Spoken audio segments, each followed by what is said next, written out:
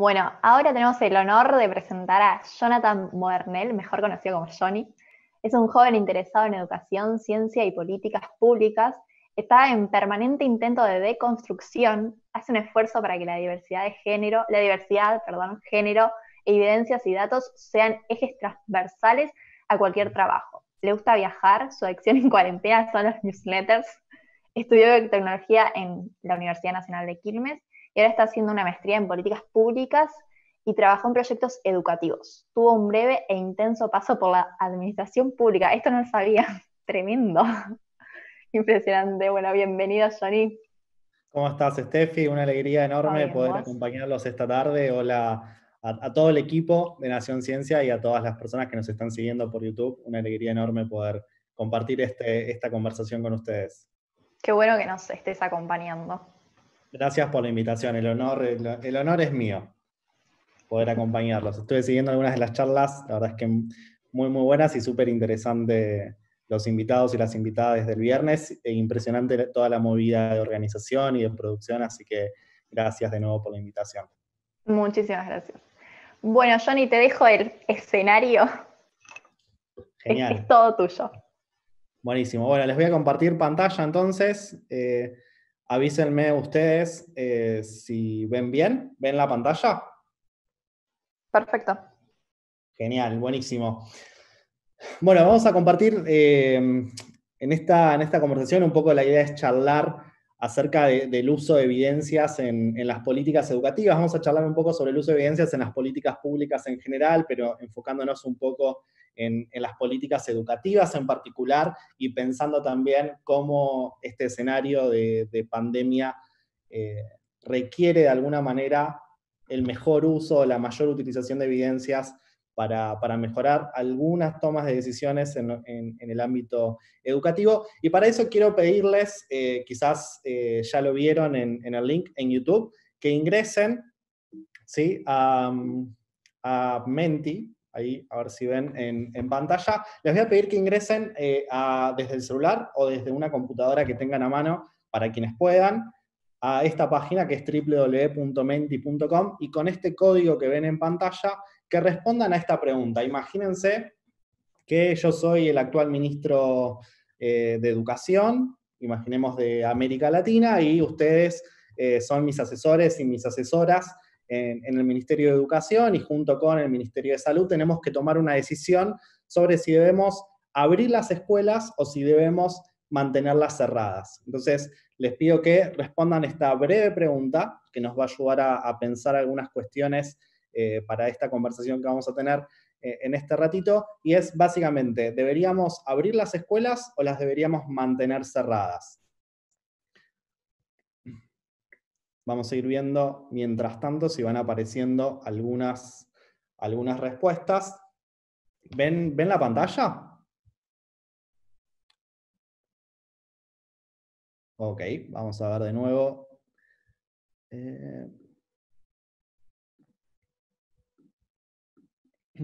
Ahí se van viendo algunas de las respuestas que van apareciendo.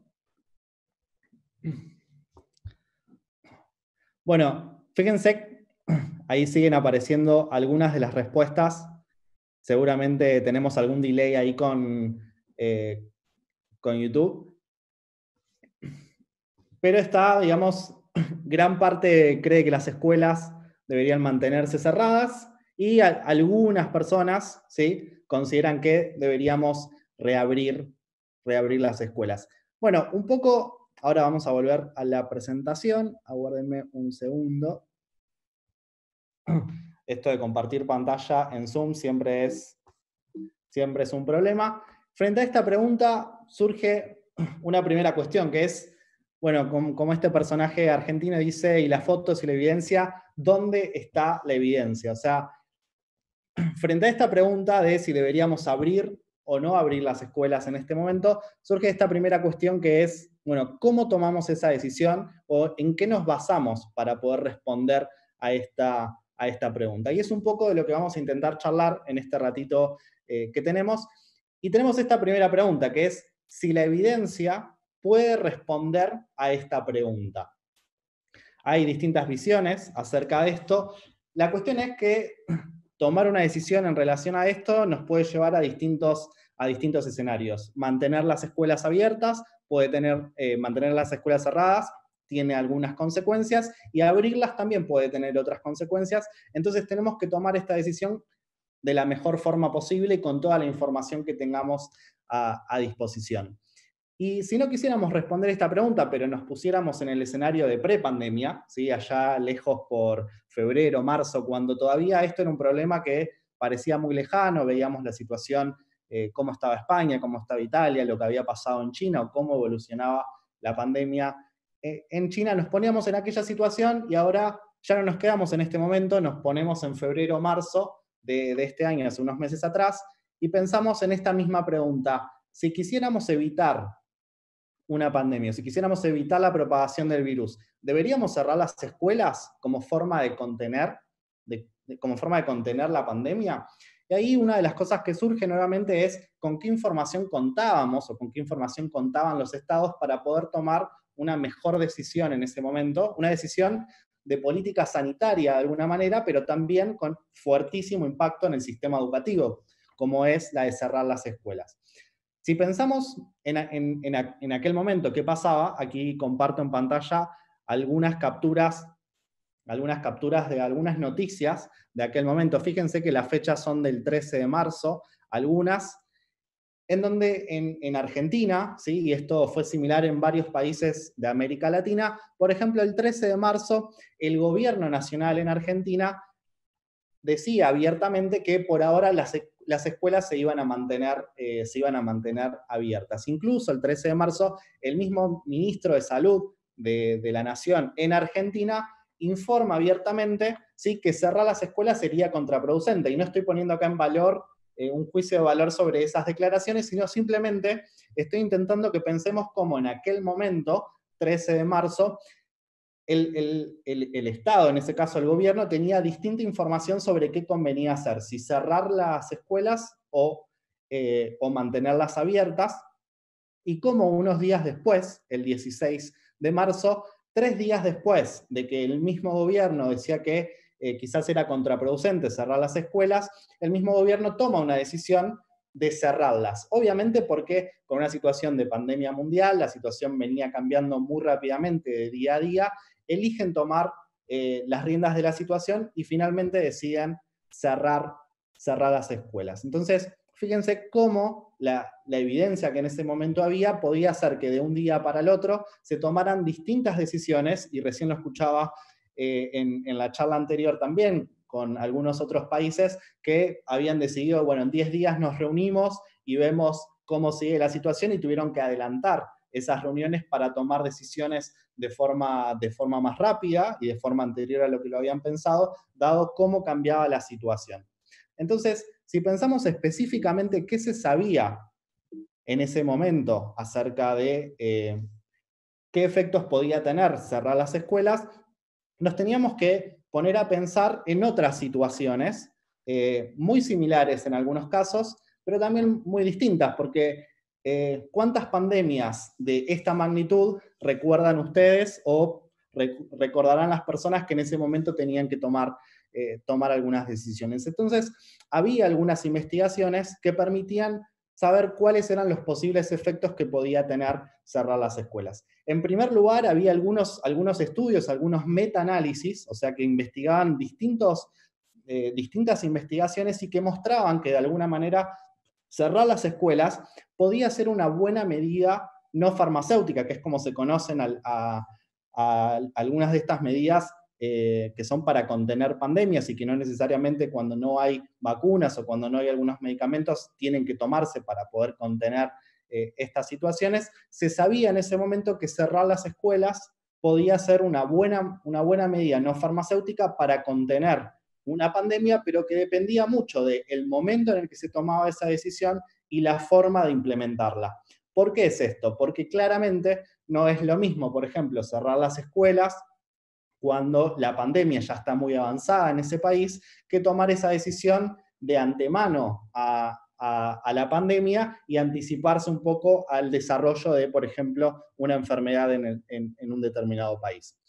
En Argentina en particular, y esto algunas investigaciones lo reportan a partir de lo que sucedió en el 2009 con la gripe A, se veía que en la ciudad de Buenos Aires se había decidido cerrar las escuelas por 2 semanas, y a partir de eso, sin una cuarentena tan estricta como la que tuvimos en este año a partir de coronavirus, y se había registrado que el 70% de niños y niñas que, si bien no iban a las escuelas, visitaban lugares públicos, como por ejemplo plazas o clubes de deportes. Entonces, si nos retrotraemos a febrero o marzo, sabíamos que cerrar las escuelas simplemente podía ser una forma de evitar que hubiese aglomeración o contacto entre las distintas personas, pero sin embargo, sabíamos al mismo tiempo que había riesgo de que hubiesen encuentros fuera de la escuela en otros lugares. Incluso eso estaba registrado aquí mismo en nuestro país.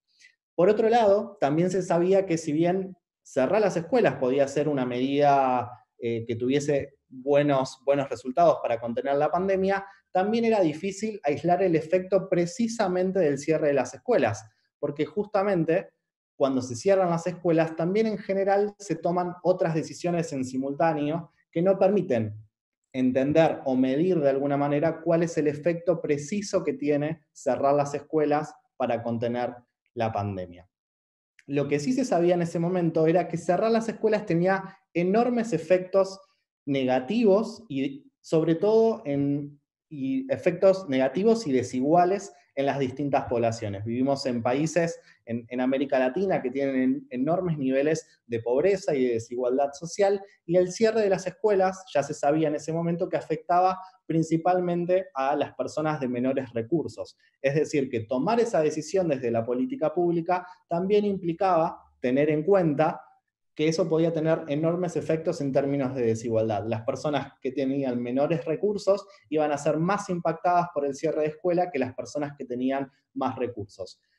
No solamente eso, la escuela en muchos países de América Latina funciona como un lugar de contención, donde muchos niños, muchas niñas y jóvenes van, por ejemplo, en algunos casos reciben alimentación, reciben o un desayuno, o reciben un almuerzo, o reciben una merienda, y en el caso de cerrar las escuelas había que tomar una decisión, o esos niños y esas niñas que dependían de la alimentación por la escuela perdían esa asistencia, o la tenían de alguna otra manera. Entonces, un poco estas eran las principales evidencias que se tenían en enero-febrero sobre qué impacto podía tener cerrar las escuelas, y que ayudaban a pensar si esto era una buena decisión o no a tomar. Entonces, esto nos lleva a pensar en esta otra cuestión, que es la evidencia versus las evidencias. A veces la palabra evidencia tiene como una enorme simbología, y uno dice la evidencia, la ciencia es la respuesta correcta,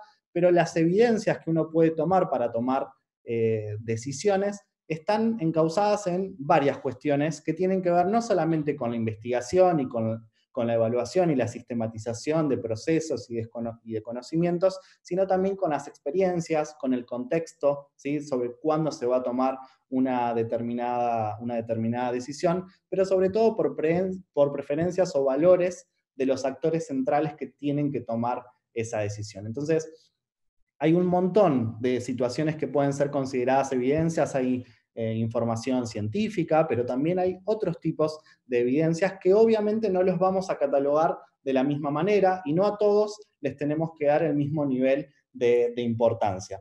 Y por eso, justamente, una de las cosas que podemos hacer es jerarquizar los distintos tipos de evidencias que podemos tener. ¿De qué hablamos cuando hablamos de jerarquizar la evidencia?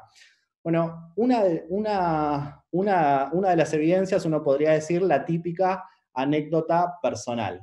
A mí me pasó tal cosa, a mi familia le pasó tal otra, a mi vecino, a mi vecina. Esas son anécdotas personales que pueden ser utilizadas para tomar algunas decisiones, incluso en muchos casos son utilizadas para tomar decisiones de política pública, y eso tiene algunas consecuencias después, por supuesto. Hay comentarios y opiniones, hay estudios de casos que se pueden hacer. Bueno, cerramos una escuela de la ciudad de Buenos Aires y estudiamos ¿qué sucede? O cerramos una escuela de algún pueblo o alguna ciudad de Chile y estudiamos qué efecto tiene el cierre de esa escuela en particular en esa comunidad. O tomamos estudios de distintos casos, estudios que hayan evaluado qué pasa cuando se cierran escuelas en Buenos Aires, qué pasa cuando se cierran escuelas en otras ciudades de Argentina o otras ciudades de Perú, en otras ciudades de Chile. Tomamos experiencias de distintos lugares y comparamos de alguna manera. Y después hay otro tipo, esos son en general lo que se conocen como evidencias observacionales. Uno puede observar qué información tiene y estudiarla de forma sistemática para obtener alguna información específica de eso. Pero hay otros tipos de evidencias que son las que figuran en nuestra cima de la pirámide, que son, por un lado, las evidencias cuasi experimentales, es decir, que es un tipo de diseño experimental que nos permiten de distintas situaciones obtener información. No precisamente es un experimento, hay muchos experimentos que son naturales. Por ejemplo, uno podría decir, bueno, Argentina, podría querer comparar a Argentina con Uruguay. Argentina mantiene las escuelas cerradas, Uruguay las mantiene abiertas, y podría querer evaluar el efecto de abrir o cerrar las escuelas comparando estos dos países, con todas las salvedades y desafíos que esa comparación podría tener por las diferencias de estos países, pero podría obtener evidencia cuasi experimental de comparar estos dos países.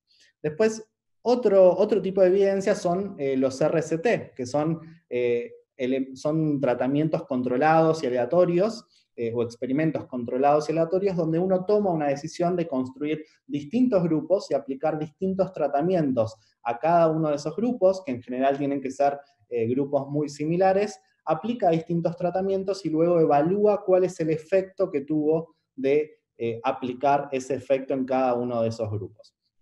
Y en la cima de nuestra pirámide tenemos los metaanálisis, que lo que hacen es recopilar información de muchísimos experimentos aleatorizados o, por ejemplo, diseños cuasi experimentales, y evaluar qué es lo que dicen todos esos experimentos en conjunto. Entonces, tenemos distintos tipos de evidencias y no a todas esas evidencias les podemos creer de alguna manera o no podemos confiar de la misma manera en cada una de ellas. Y para salir un poco de la pandemia y pensar en cómo esto impacta en términos de política pública, quiero mostrarles un pequeño ejemplo de qué hablamos cuando hablamos de experimentos controlados y aleatorizados en términos de política pública, sobre todo en el ámbito de la educación.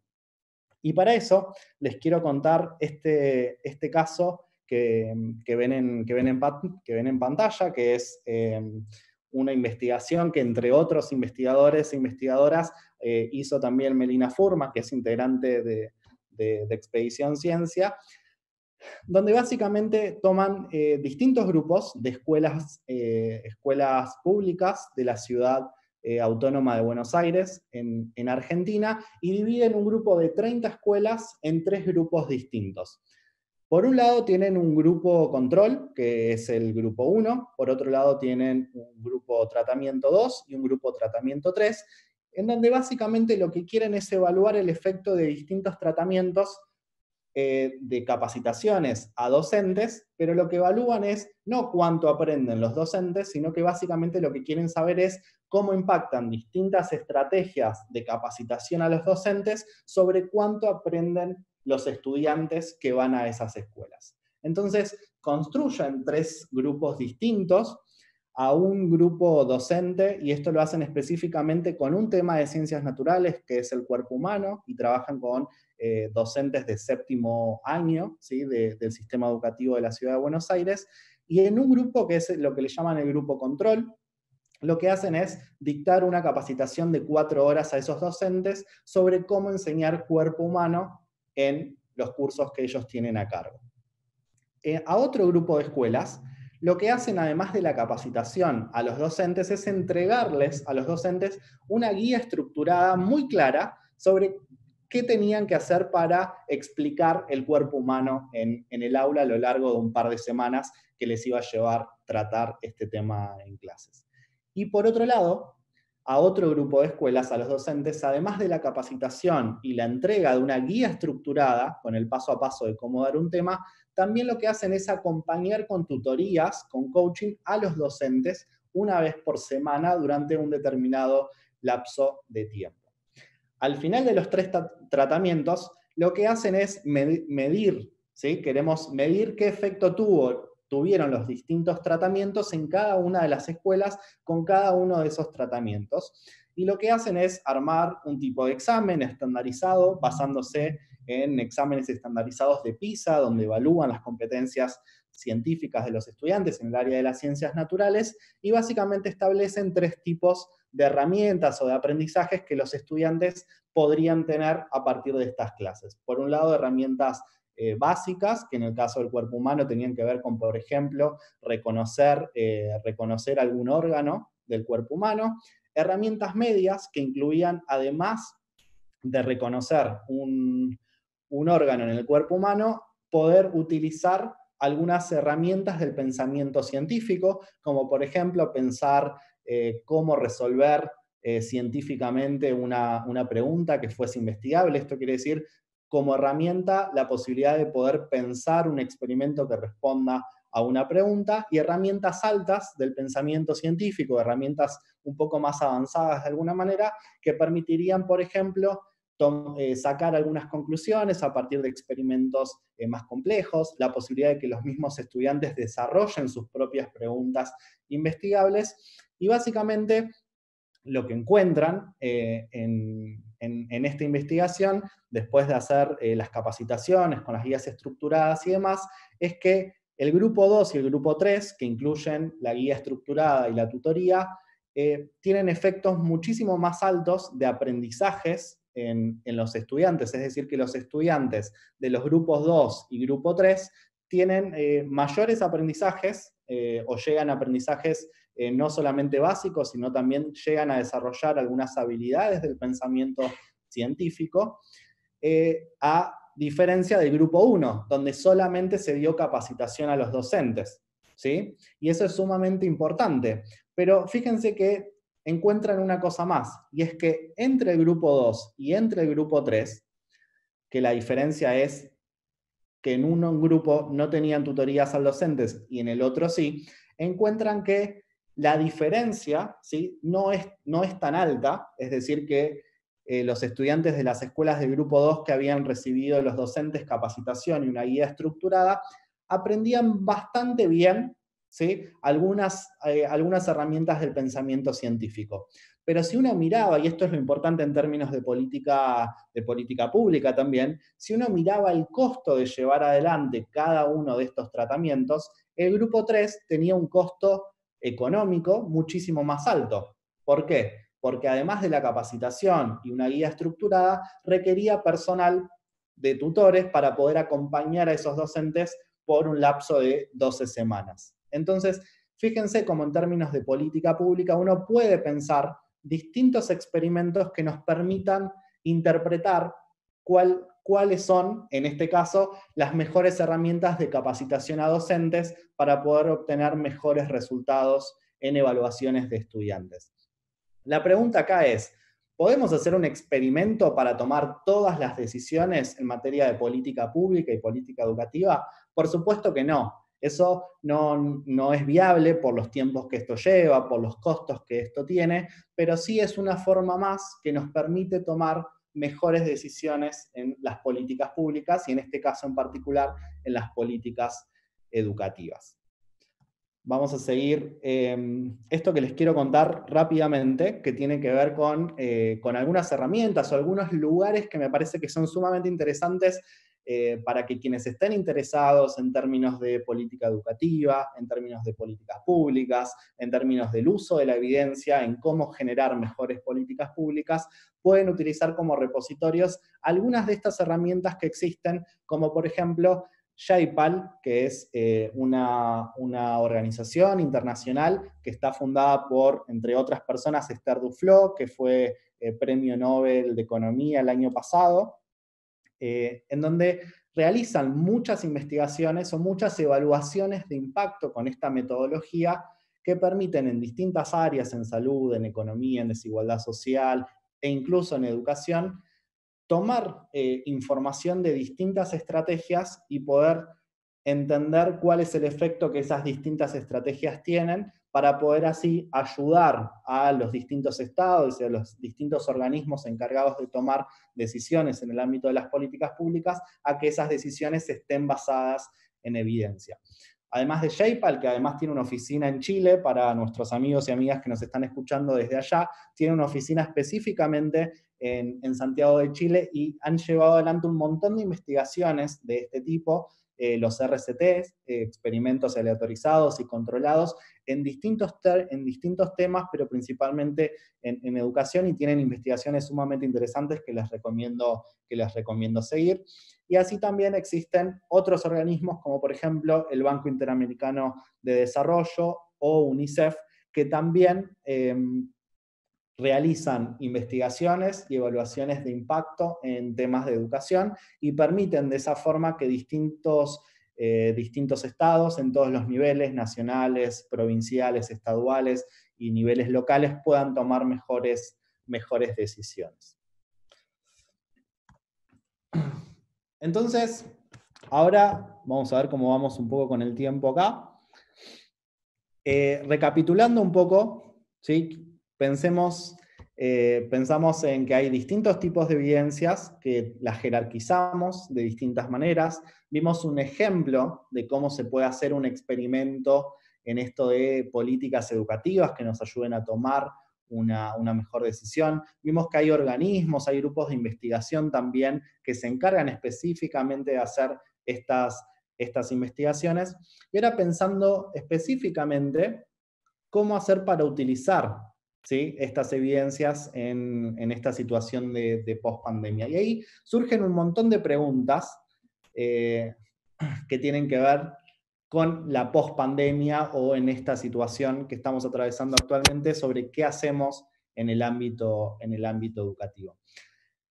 Surgen un montón de preguntas, como por ejemplo, si reabrimos las escuelas, si nos ponemos de acuerdo en que hay que reabrirlas, ¿cómo hacemos eso? Hay una primera pregunta sobre cómo implementamos, ¿sí?, la reapertura de las escuelas. ¿Abrimos todas las escuelas por igual? ¿Vamos abriendo por partes? ¿Abrimos escuelas de todos los niveles, primario, secundario, nivel inicial, al mismo tiempo? ¿O abrimos solo algunos de esos años en un primer momento?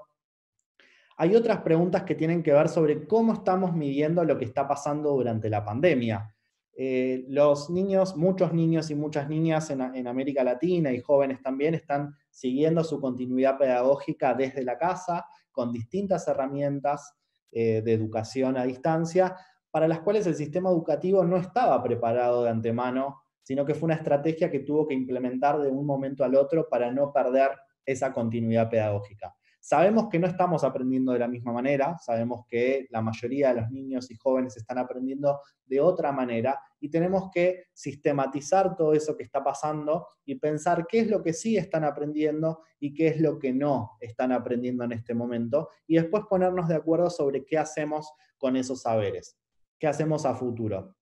Hay cosas que están funcionando, hay cosas que no están funcionando. ¿Cuáles son las herramientas que vamos a tener que transmitir a los estudiantes una vez que vuelvan las escuelas? Pero principalmente hay una pregunta que a mí me parece sumamente relevante en nuestros países de América Latina por el grado de desigualdad social que lamentablemente nos caracteriza como región, que tiene que ver que qué va a pasar con la brecha educativa en nuestros países. Nosotros sabíamos inicialmente que cerrar las escuelas tenían un efecto en términos de desigualdad, porque los niños y niñas y jóvenes de menores recursos tenían menos herramientas y menos formas de poder continuar su continuidad pedagógica y educativa desde sus casas por distintos motivos, o porque no tienen internet, o porque no tienen herramientas tecnológicas que les permitan estar en contacto con sus docentes, con sus compañeros y compañeras de la escuela, porque tienen menos posibilidades de que alguien en casa los acompañe y las acompañe en esto que es la educación a distancia, muchos porque no tienen otras herramientas que necesitamos para poder tomar una clase estando en casa. Y esta pregunta sobre qué va a pasar con la brecha educativa es una de las preguntas que en términos de política educativa es una de las más relevantes. ¿Cuánto se va a abrir esa brecha entre todo lo que dejaron de aprender un montón de estudiantes que han tenido que dejar de ir a la escuela debido a la pandemia? Y hay otra pregunta que obviamente es cómo nos preparamos para una posible futura pandemia. Y esto lo decían en la charla anterior también. Hay evidencias que muestran que podría haber resurgimientos y brotes, no solamente de coronavirus, sino de otros virus que nos pongan a toda la población nuevamente en situación de riesgo. Y entonces la pregunta es, ¿cómo aprovechamos todo lo que aprendimos durante esta pandemia para sistematizar esos aprendizajes? ¿Cómo aprovechamos para entender qué cosas funcionaron y qué cosas no funcionaron para futuro, ¿sí?, pensar cómo mejorar esas respuestas? Bueno, ¿cómo venimos hasta ahora? A ver, lo que claramente es importante pensar ahora es que todas las cosas que pensemos a futuro sobre la educación, sobre cómo salir de esta pandemia, nos van a requerir ser muy innovadores en cómo pensamos esas respuestas que tiene que dar el sistema educativo. Y esta es una imagen de cómo en algunos lugares se están volviendo a clases y los niños y las niñas tienen estos pseudos helicópteros en la cabeza que para garantizar de alguna manera el distanciamiento social. La pregunta es, ¿cómo con los recursos que tenemos en América Latina, con la infraestructura de nuestras escuelas y demás, vamos a poder responder a esta situación? Cuando volvamos a las escuelas en América Latina, muchas de las cuales muchas veces no tienen las condiciones mínimas para garantizar la higiene de sus estudiantes, escuelas que no tienen jabón, a veces que se quedan sin agua, ¿sí?, o que no tienen distancia suficiente para que uno pueda mantener la distancia social. Bueno, lo que sí nos permite pensar esto es que vamos a tener que ser muy innovadores, pero además muy eficientes, ¿sí?, en cómo tomamos algunas decisiones, porque las vamos a tener que tomar de forma muy rápida. No podemos tomarnos el tiempo para hacer millones de experimentos y tomar la mejor decisión, pero sí vamos a tener que ponernos de acuerdo en cuáles son esas cosas a las que sí le tenemos que dedicar tiempo, recurso, para poder tomar las mejores decisiones que tengamos que tomar. Y todo esto en el medio de algunos líderes mundiales, como por ejemplo Donald Trump. Si uno, da una charla y quiere parecer un poco serio, tiene que poner un tweet de Donald Trump y diferenciarse de lo que Donald Trump dice. Y en este tweet que les comparto y que intenté traducir acá a la derecha, ven que Donald Trump hace unos días publicó este tweet en donde critica que las escuelas de Estados Unidos todavía no hayan abierto y se compara con otros países como Alemania, como Dinamarca, como Noruega, donde él afirma que las escuelas están abiertas y que eso no ha generado ningún problema, aun cuando la situación epidemiológica de esos países son bien dispares, son bien distintas unas que las otras.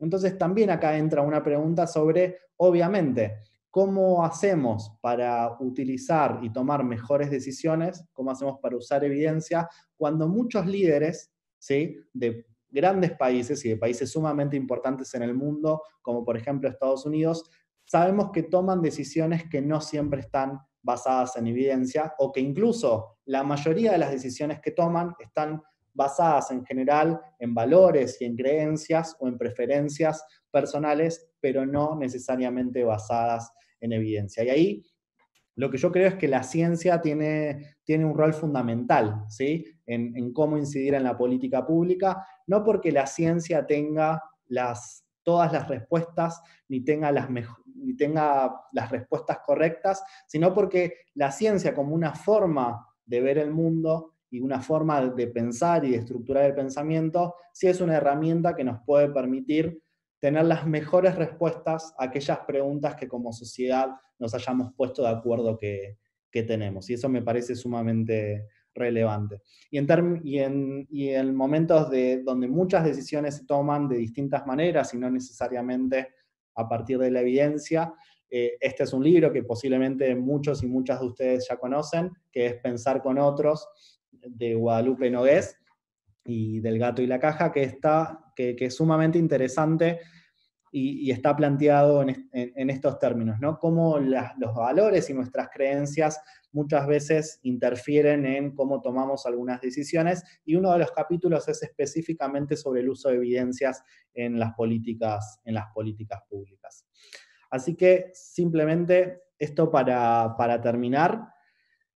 Creo que la ciencia, lo que decía recién, tiene mucho para aportar en las políticas públicas, es una forma de mirar al mundo. Yo personalmente estudié biotecnología, entonces de formación vengo del ámbito de la ciencia, pero sí creo que muchas personas que vienen del ámbito de la ciencia tenemos y debemos involucrarnos en las políticas públicas, en cómo tomar estas decisiones, ¿sí? Y cómo pensar desde no aquellas personas que necesariamente se dedican a la ciencia, sino en tomar mejores decisiones, no solamente decisiones personales, sino que pensar críticamente, pensar científicamente también nos permite exigir que nuestros líderes y quienes son los tomadores de decisiones en la vida pública y en la vida política, esto nos permite exigirles a ellos y a ellas que tomen mejores decisiones, que son decisiones basadas en la evidencia, que son decisiones que son más efectivas, que son decisiones que tienen mejores resultados para el bien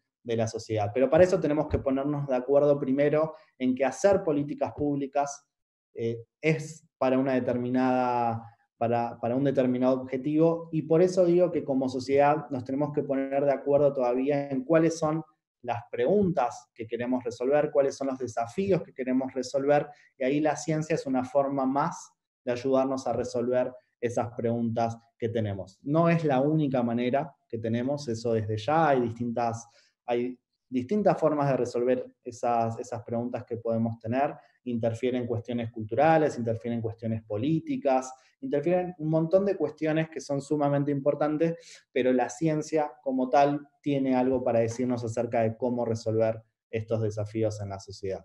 Así que les agradezco un montón por la invitación. Esto es lo que tenía para compartirles, y les dejo mi mail, mi Facebook, mi mail y mi Instagram para quienes quieran seguir en contacto. Esto, más allá de la charla, que les agradezco que me hayan invitado, creo que es sumamente importante las redes que generamos, esto que están haciendo Nación Ciencia me parece que está buenísimo, generar espacios en donde gente que viene de distintos ámbitos pueda pensar y proponer y contar qué es lo que está haciendo, cuáles son los desafíos que se vienen en distintos ambientes.